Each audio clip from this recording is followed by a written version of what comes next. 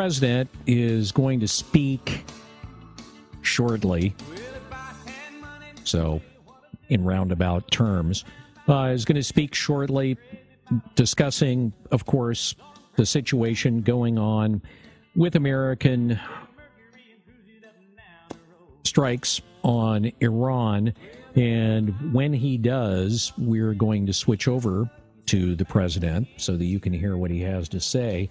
My understanding is he could potentially be answering some questions from the media on this. This would be his first press conference since the U.S. and Israeli forces began bombing Iran early Saturday morning. That said, we're going to go to our next guest, and hopefully she's going to have time to at least kind of impart some information to us. And what we're going to talk about this morning has to do with Bill Clinton and Hillary Clinton and testimony that they have given to a Capitol Hill committee dealing with the Epstein files. And she rejoins us on the wake-up call. She is JoDee Neal. She is a child abuse expert and survivor. She spent 20 years as an attorney prosecuting crimes against children and has written a book that's going to be coming out called Outcry Witness that explores kind of the legal, psychological, and human impact of breaking the silence around abuse. JoDee, thanks for joining us on the wake-up call. We appreciate it. Good morning. Thanks so much for having me. I guess first things first, why was the testimony, even though it's been kind of leaking out in dribs and drabs from members that were there during the questioning, how come that this just wasn't done in public?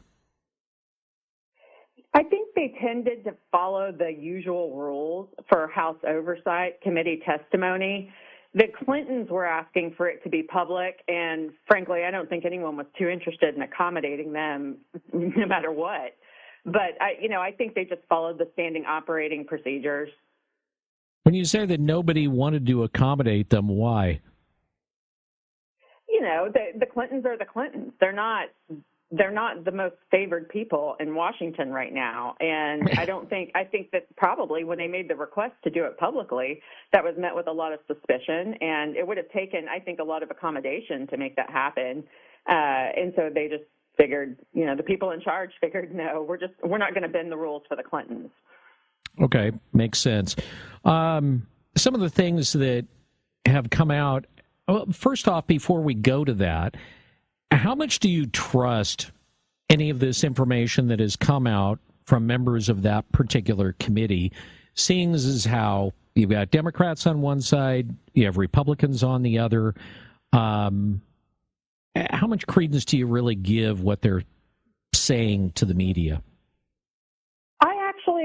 I give it a pretty decent amount of credence because I believe that we're finding the one thing we can all agree on, and that is that no one should be abusing children, and if you are, you need to be held accountable. And so even though it feels uncomfortable and awkward and it's still not entirely clear, I choose to believe that America is agreeing on one thing finally.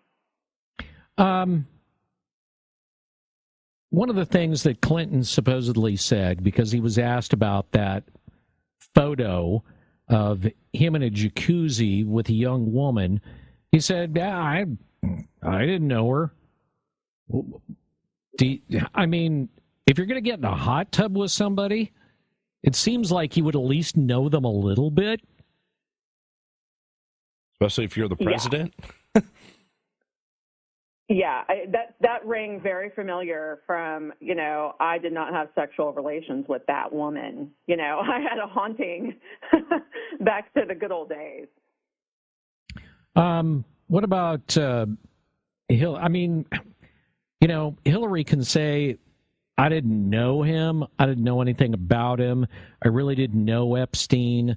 Do you think she's got an out on that? Do you think she gets a pass? What Hillary said was that she didn't go to his island. She didn't take action to meet him. But we know from the White House records, he came to the White House 17 times, and Ghislaine Maxwell was at her daughter's wedding. I don't think Hillary was that much in the dark, and I was disappointed to see her taking a party line approach when there's a lot at stake here, including, the souls of the 58 million survivors in the United States. So where do you think we're going to go from here? I mean, is this all performative, or are we really going to get to something here? I feel like we're going to get to something. That is based on my instinct, but this will not be dropped. I mean, the consensus in America is that this is really bad, what is being alleged, and we're seeing corporate America taking a lot of accountability. We're seeing heads roll all over the place, and it has to come to a head at the government level, too. I don't know if the Clintons move the ball forward. I'll be interested to read the transcripts once they're available, but hopefully we got some key facts locked in. The fact that Clinton admitted that he was in the hot tub with this woman or whatever is a huge coup. I mean, he put himself in a location with Jeffrey Epstein in a hot tub. So that's a major win, even if it's not definitive. When are we going to see, do you think, the rest of the Epstein files? Well, I'm sure they'll be released in a very haphazard and careless fashion within the next couple months, I would say. If they're taking this much time, why do you say that it's just going to be haphazard?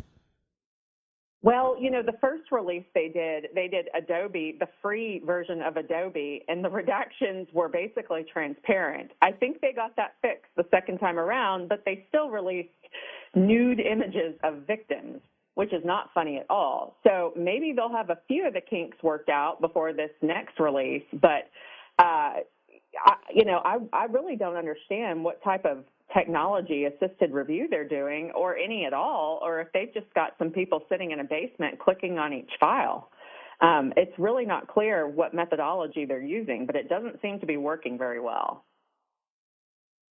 Do you think any of this, short of an actual prosecution, is really going to harm Bill Gates that much? Because everything that has come out about him and his connections to Epstein has been really sordid and pretty ugly. Yes, I think his street credibility, if you will, is already pretty damaged. I mean, Melinda Gates went on an interview and, basically disowned him and, expressed a lot of empathy for the survivors. And I wish we had seen more of that with Hillary's statement out in Chappaqua, but I think Bill Gates is already damaged. Damaged enough, though, that it's really going to hurt him that much? I mean, you don't see people going, yep, I'm not buying any Microsoft products anymore. No sirree, Bob. Well, yeah, Microsoft has infiltrated our daily operations to the extent that would be almost like, no, I'm not breathing air anymore. I don't know how exactly it would affect Bill Gates, if it would be in the stock prices or if his, a shareholder derivative lawsuit would be interesting if they discovered that his conduct was such that it interfered with his ability to run the company, or that he lied about it. It could get interesting. In the civil sector, I think there are more methods for accountability with a lower burden of proof than there are in the criminal system where people go to prison. At this point, have you heard any rumblings where that would potentially be the case, where shareholders are saying, we need to take a deeper look at this? No, but I put a little clue out just then, so maybe someone will be listening. Because they're the ones who hold the corporate actors accountable at the end of the day. Joining us on the wake-up call, JoDee Neal. Any other takeaways that you have going forward here with, what's going to come out and what the next steps are in regards to, all of these documents coming out in dribs and drabs? I'm waiting for a new outcry. This was such an expansive criminal enterprise that involved so many children. And we know that they're the ones that are already identified. And certainly if there were cases that could be pursued for those victims, they would be, because they're clearly wanting to participate.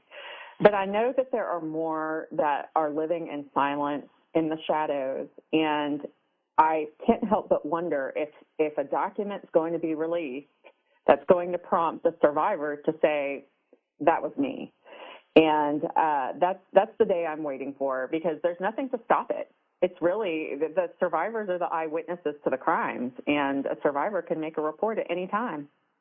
Talk a little bit about your book that's going to be coming out here, Outcry Witness, if you would. Thank you. Yeah. Thank you so much for that. My book is actually directed to survivors like the kind I just spoke of, men and women, children, adults who are really struggling with the effects of silence and the physical and emotional harm that they're living with every day. And they want to be free of this pain, but don't know how to say the truth about what's happened to them because they're frozen. So my book meets the survivor at the state of being frozen and gives them baby steps so that they can begin to say the truth about what's happened to them, so that they can begin to heal and be free. All right. JoDee, we appreciate you joining us on the Wake Up Call. Thank you. Thank you so much for having me. I'm here anytime.